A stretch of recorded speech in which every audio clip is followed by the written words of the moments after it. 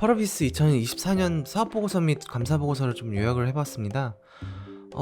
먼저 감사보고서에서 나와 있는 재무제표를 이제 요약을 해서 증감과 현황을 나눠봤습니다. 자산총계는 1조 1,428억 원으로 전년도 대비 마이너스 700억 정도로 감소가 된 현황입니다.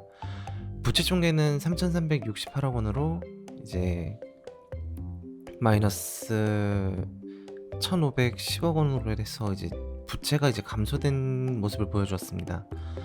자본총계는 8천억 원 정도 되며 800억 정도 증가되었고, 매출액은 3,423억 원으로 이제 89억 정도 증가되었습니다.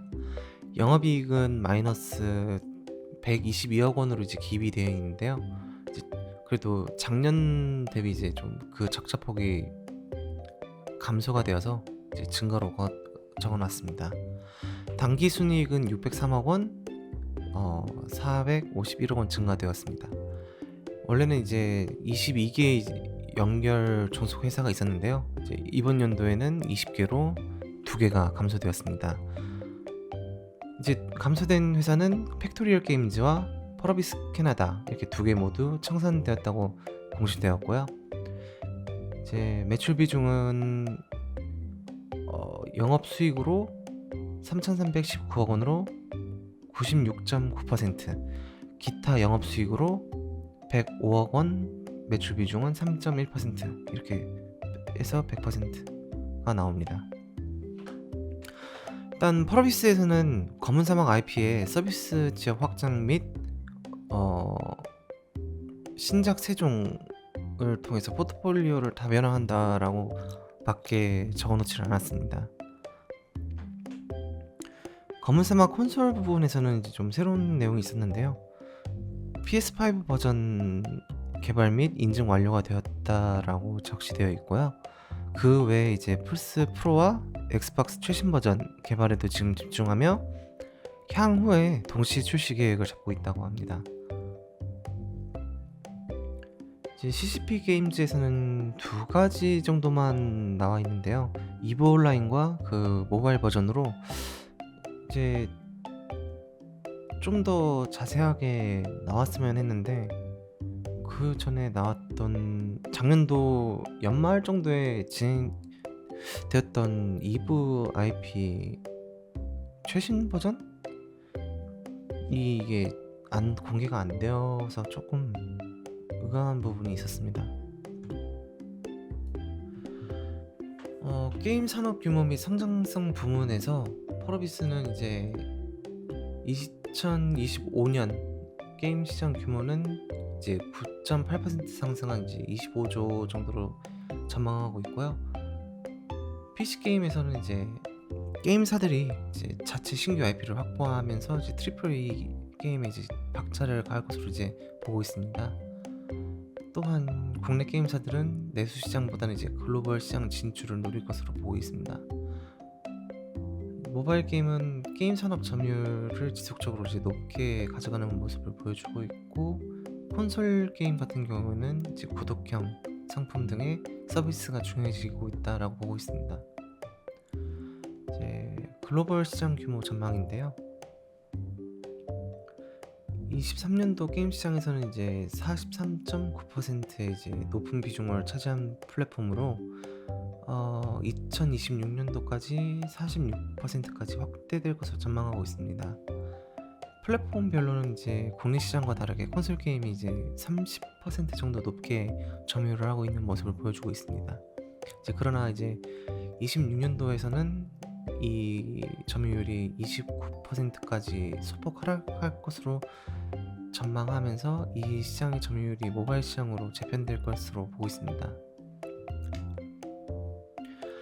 이제 펄어비스가 본인들의 강점을 이제 내세운 게 높은 수준의 개발 역량으로 해서 오픈월드 시스템과 원월드 시스템으로 해서 높은 수준의 그래픽 구현이 가능하다라고 하였고요. 개발 능력의 내재화로 내세웠는데, 내부 디자인을 통해 중요한 그래픽 작업을 대부분 직접 진행하며 캐릭터 모션 캡처 및 3D 스캐너 스튜디오도 자체적으로 구축해 놨다고 합니다. 이제 특화된 자체 엔진인데요. 이제 블랙스페이스 엔진과 검은 사막 엔진으로 알고 있는데, 사실적인 질감 표현 및 자연스러운 강원, 그리고 업계 최고 수준의 그래픽을 선보일 수 있으며 이제 개발 속도를 단축시킬 수 있는 장점을 가지고 있다고 합니다. 해서 이제 모든 플랫폼에서 적용이 가능하기에 시장 변화에도 이제 선제적으로 대응이 가능하다라고 합니다. 자체 엔진 사용의 장점으로는 당사가 원하는 심도 깊은 기능을 자체 엔진을 통해서 이제 직접 개발하여 높은 퀄리티의 개발을 할 수 있다라고 합니다. 그리고 예측 가능한 비용인데요. 언리얼이나 이제 유니티 같은 경우에는 정기적인 엔진 사용료를 지불하며 매출액에 비례하는 로열티를 받는 구조입니다. 이제 펄어비스 당사는 자체 엔진을 통해서 이제 이 엔진 사용료와 로열티 이슈에서 자유로운 부분이 있고요. 빠르고 효율적인 개발 속도라고 하는데요. 이거는 확실치는 않은데 이제 본인들 이야기로는 1, 2개월 정도면은 엔진 다루는데 이제 숙달할 수 있다라고 그렇게 얘기를 합니다. 이제 대규모 업데이트 기능을 또 내세웠는데요.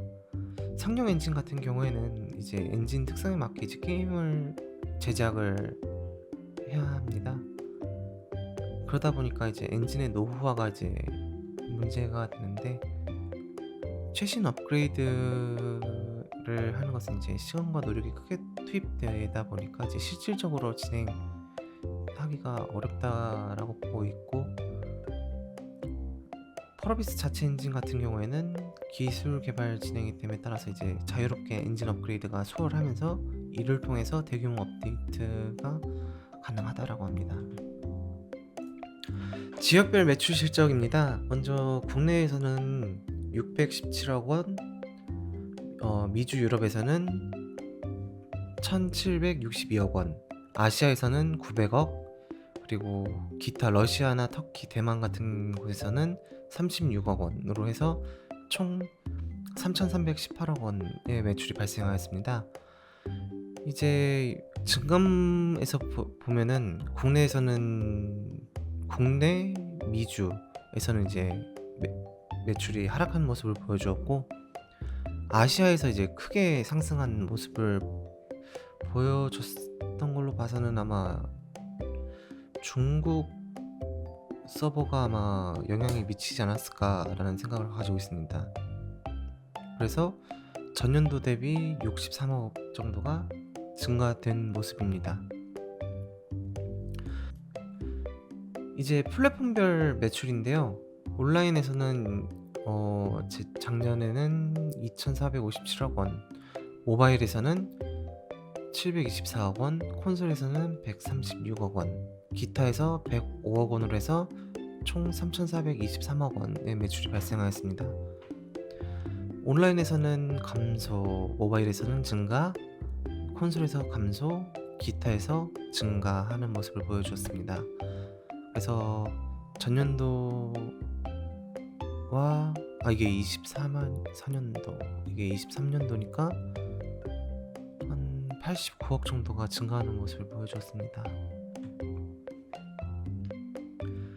펄어비스의 이제 판매 전략 부분인데요. 신규 유저 및 이탈한 기존 유저의 복귀를 위한 수단으로 마케팅을 진행한다고 말하고 있습니다. 신규 콘텐츠와 대규모 업데이트를 그 방법으로 얘기를 하고 있고요. 그리고 최근 게임 시장 환경 변화로 게임 자체 및 뿐만 아니라 이제 IP에 대한 마케팅도 중요하다라고 적시해 놨습니다. 이제 특히 검은 사막 IP의 라이프 사이클 연장 및 신규 IP의 성공 확률을 높이기 위해서 마케팅을 진행한다라고 적어놨습니다. 이제 금융자산 부분인데요. 지금 봤을 때 금융자산은 3,627억 원, 금융부채는 700억으로 총 합계 2,927억 원으로 마감하였습니다. 이제 작년 주총에서 이제 사채 만기사치죠. 만기사치를 이제 전액 현금으로 갚는다라고 그렇게 이야기를 해서 그 부분이 이제 빠지고 700억으로 기입되지 않았나 그렇게 보고 있습니다. 해서 금융자산은 1332억 원이 감소가 되었고 부채 또한 이제 부채도 줄은 모습을 보여주었습니다.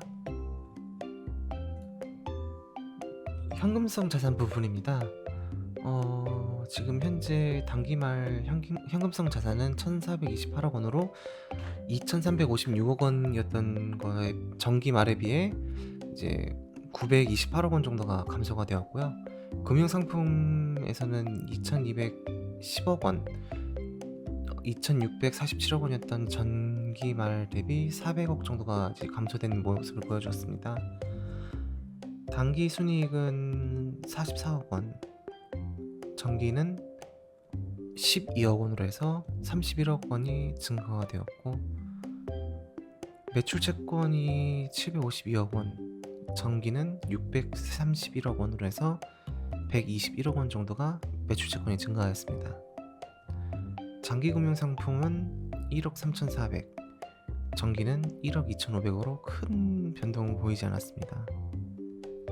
해서 총 단기말 총 합계는 4,456억 원, 정기말은 5,649억 원으로 해서 이제 마이너스 1,192억 원으로 감소한 모습을 보여주었습니다.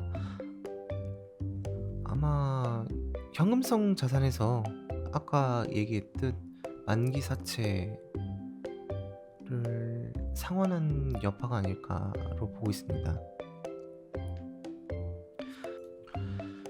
이제 매출 채권 부분인데 이거를 어떻게 봐야 할지 저도 잘 몰라서 일단 유동 매출 채권 부분에서 대손 충당금이 전년도 대비 크게 증가한 모습을 보여주었습니다.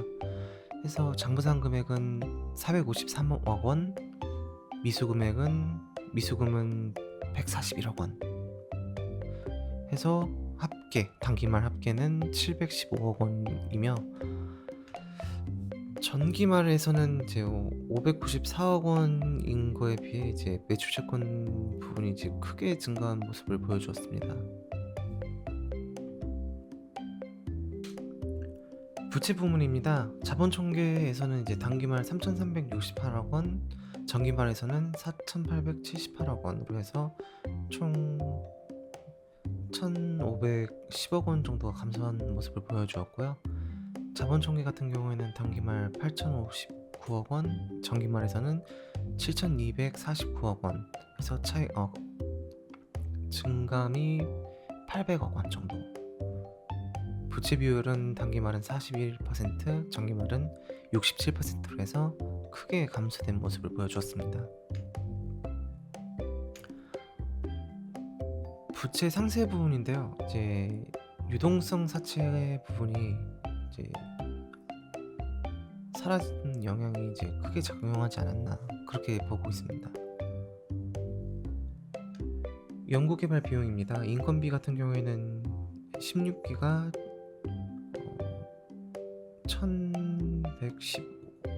1159억 원, 재작년도 대비 이제 33억 원 정도가 증가한 걸 제외하고는 이제 큰 변화는 없습니다. 이제 신규 사업 내용인데요. 신규 사업에 이제 세 가지 종류, 부가사관과 도깨비 플랜 8 이렇게 나와만 있고 새로운 내용은 없습니다. 기존에 있던 내용 그대로만 적어놨더라고요. 그리고 관계기업에서는 이제 빅게임 스튜디오가 38%에서 20%로 지분이 감소되었고 배당은 당분간 계획이 없으며 직원 수는 대략 600명 정도 게임 사업에 종사를 하고 있고 그리고 90여 명 정도가 관리직으로 지금 근무를 하고 있습니다. 이제 마지막으로 이제